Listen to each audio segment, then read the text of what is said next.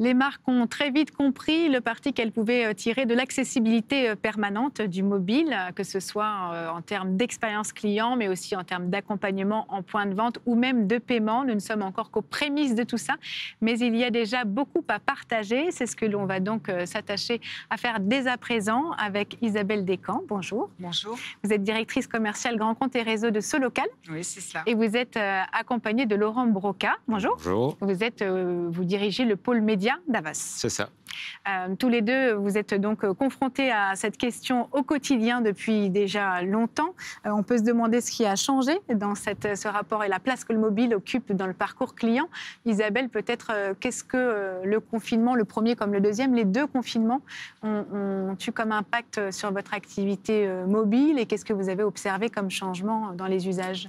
Alors en fait, ce qui est certain, c'est que le confinement a accéléré la digitalisation nécessaire des entreprises d'une façon très très forte. Et on va dire, ce qui a été vraiment très marquant, c'est qu'aujourd'hui, depuis les 2 périodes de confinement qu'on a vécues, on a une explosion des recherches de proximité, les recherches locales.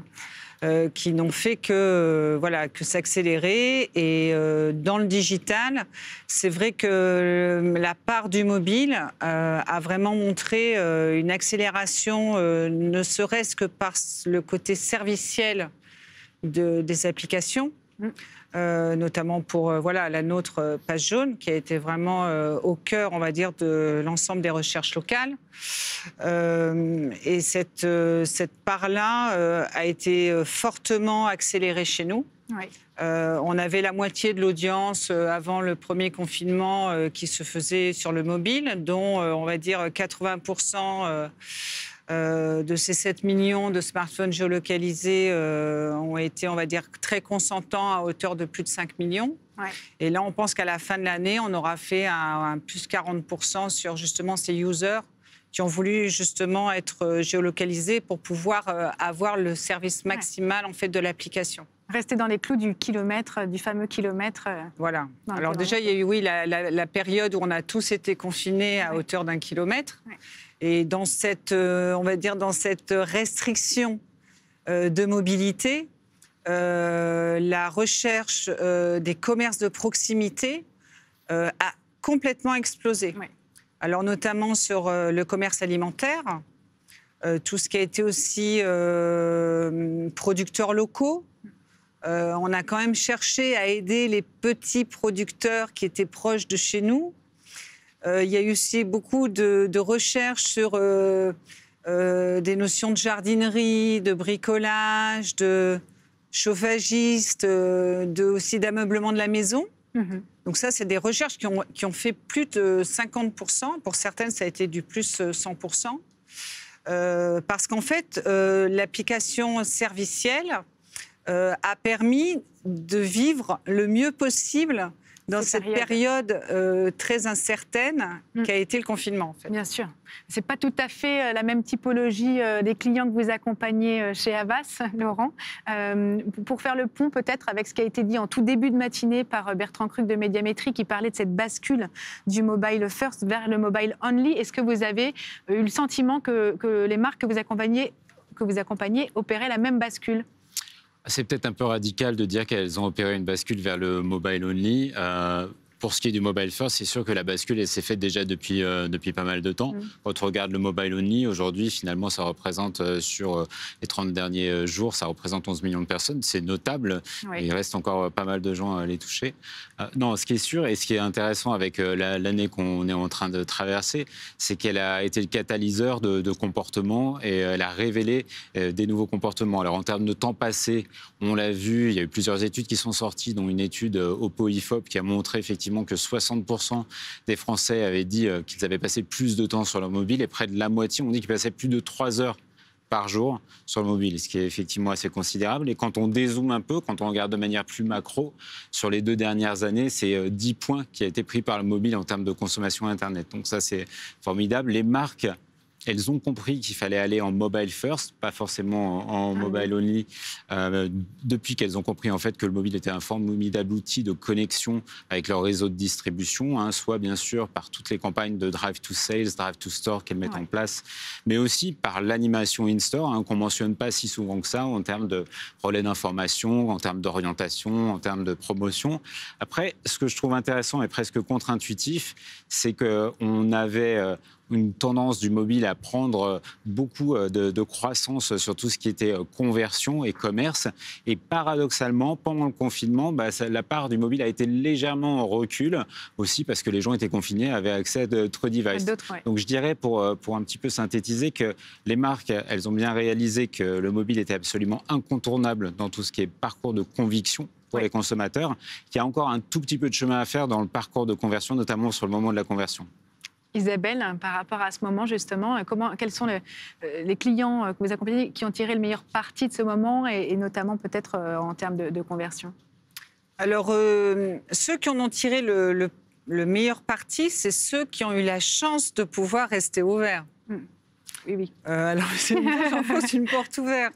Mais les grands... Parfois. Alors, nous, parce qu'en fait, chez Solocal, moi, je m'occupe de la digitalisation des réseaux. Mais toutes les tailles de réseaux.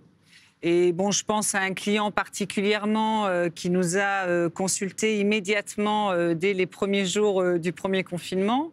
Ça a été un client qui s'appelle Intermarché. Parce que non seulement donc, on gère leur présence depuis très longtemps, mais en plus, on a activé pour eux justement cette notion de drive to store dont parlait Laurent, sur une accélération justement du trafic pour vraiment améliorer la conversion au magasin. Et donc, on a proposé une énorme campagne de Drive to Store avec un produit qu'on a chez nous qui s'appelle Local Impact, qui est d'une précision très importante parce qu'on utilise les données SDK du mobile avec justement nos users consentants. Évidemment, tout ça dans les règles RGPD. J'imagine. Et en fait, on a pu activer parallèlement, on va dire, des grandes campagnes de SMS. Donc un levier très très fort que nous avons chez nous, parce qu'on a plus de 20 millions d'SMS opt-in dans nos bases. Et on a pu, par exemple, cibler, pour donner un exemple concret, les personnes de plus de 50 ans pour qu'ils se rendent dans les intermarchés entre 8h et 9h en toute sécurité. Et c'était un petit peu, on va dire, une invitation VIP pour les gens, on va dire, de plus de 50 ans, pour pouvoir les préserver, en fait, du monde. Donc utiliser vraiment la data de façon très fine. Donc c'est un exemple concret sur des très grands réseaux. Et après, on a fait aussi d'autres, on va dire, d'autres campagnes pour des réseaux moindres, enfin de taille moindre, forcément. Et là, on en a profité pour les accompagner aussi dans tout leur audit digital. C'est-à-dire qu'avant de démarrer des campagnes mobile first, on a quand même fait attention à ce que déjà ces petits moyens réseaux, donc c'est à partir de 10 points de vente et plus, soient déjà assez présents sur l'ensemble du web et on va dire une cartographie digitale suffisante pour déjà être reconnu, perçu dans la localité. Et après, on a activé justement ces leviers supplémentaires. Mais on a quand même offert pas mal d'audits. D'accord. Gracieux pour les accompagner justement dans une digitalisation, dans une échelle, on va dire une échelle un peu moins experte qu'ont les très grands réseaux qui sont accompagnés et qui ont la chance d'ailleurs d'être accompagnés par des grandes agences médias. Laurent, je sais que JCPenney a augmenté, je crois, de 40%. Oui, c'est ça, ces taux de conversion. Vous en parliez tout à l'heure. Pour le coup, en améliorant cette journée mobile, comment est-ce qu'aujourd'hui on peut, d'après vous, améliorer le parcours client sur mobile ? Plusieurs façons d'améliorer ça. Il y a effectivement le travail pour tout ce qui est site mobile sur la rapidité de téléchargement des pages. Puis des outils spécialisés là-dessus. Il y a tout ce qui est analyse du parcours de conversion au sein des assets mobiles des marques sur lesquelles elles peuvent procéder à ce qu'on appelle des A/B tests pour identifier quels sont les parcours de conversion qui sont les plus efficaces et les plus rémunérateurs pour la marque. Ça peut être aussi la mise en place de systèmes de MCRM CRM pour capter la connaissance du consommateur, identifier les moments qui sont les plus propices à la conversion, la mise en place de moyens de mobile payment, etc. Mais je pense qu'en fait, il y a des principes assez simples qui sont il faut que ce soit simple et fluide, il faut que ce soit rapide, voire immédiat, et il faut que ce soit safe.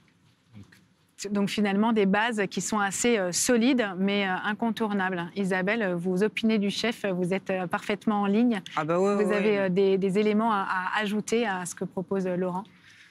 Non, et je pense qu'il a tout dit. Et c'est vrai que nous, on s'est, on va dire, fait fort de répondre déjà à l'expérience utilisateur de ceux qui utilisent l'application PagesJaunes et Mappy, d'ailleurs. Donc on a, on va dire, fait accélérer l'innovation, notamment en étant, on va dire, très simple. Sur l'application PagesJaunes, vous pouviez tout de suite prendre rendez-vous, prononcer du click and collect. Il y a quand même cette notion d'ajout de service. Voilà, pour aller beaucoup plus vite, en fait, dans l'expérience utilisateur. Et ça a donné des indices d'engagement très très forts envers notre application. C'est-à-dire qu'on avait une conversation permanente avec nos users qui nous ont permis justement de faire du test and learn, d'apprendre avec eux. Et d'ailleurs, prochainement, on va lancer le click and shopping avec les systèmes de paiement. Et donc ça va encore augmenter, je pense, l'engagement, la conversion. Et le parcours client, améliorer le parcours client, puisque c'était le but de notre conversation. Mais ça commence d'abord par les utilisateurs de l'application avant de proposer une offre qui réponde à des clients. Il faut d'abord avoir une audience, on va dire, satisfaite du service qu'on lui apporte. Merci beaucoup d'avoir été avec nous pour réfléchir à cette question, à cette façon d'améliorer le parcours client et de finalement optimiser ses investissements.